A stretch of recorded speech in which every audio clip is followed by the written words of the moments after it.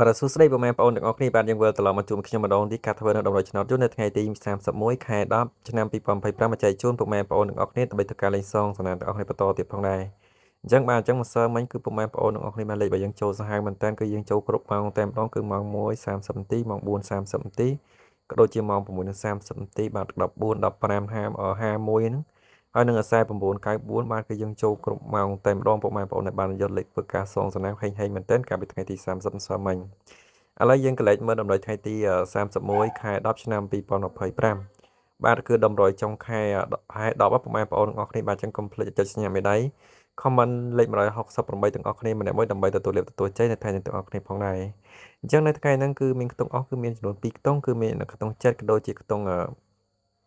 ខ្សែទាំងអស់គ្នាបាទចិត្តគឺមានចំនួន2គ្រាប់បាទគឺមានលេខ76 78រីឯខ្ទង់ខ្សែគឺមានលេខ46 47លេខត្រឡប់ខ្ទង់ចិត្តនិងខ្សែមានដូចជាលេខ67 87 64 74មកចំពោះលេខតូចដល់2លេខបាទលេខខ្ញុំពុកម៉ែបងប្អូនទាំងអស់គ្នាលេងតែចាក់ត្រង់និងត្រឡប់ដែលយើងហៅថាផ្ទុយតែប៉ុណ្ណោះពុកម៉ែបងប្អូនទាំងអស់គ្នាអត់ចាក់រងទេបាទប្រជារីឯលេខធំគឺមានចំនួន2គ្រាប់បាទលេខធំទី1គឺ784ពុកម៉ែបងប្អូនទាំងអស់គ្នាលេងអាចារ្យគុណនិងលេខធំទី2នោះគឺលេខ961ពុកម៉ែបងប្អូនទាំងអស់គ្នាបាទចឹងនៅថ្ងៃតម្រុយចុងខែហ្នឹងគឺបាទហិចលេខល្អទៀតហើយពុកម៉ែបងប្អូនអាចធ្វើការលេងសងសំណាងបានបាទលេខហ្នឹងគឺពុកម៉ែបងប្អូនយកធ្វើការលេងសងសំណាងវេលាម៉ោង1:30នាទីម៉ោង4:30នាទីក៏ដូចជាម៉ោង6:30នាទីគឺនៅឆ្នោតជួនផងដែរបាទអញ្ចឹងឆ្លាញ់ម៉ោងណាគឺពុកម៉ែបងប្អូនទាំងអស់គ្នាអាចធ្វើការលេងសងសំណាងមកនឹងបាន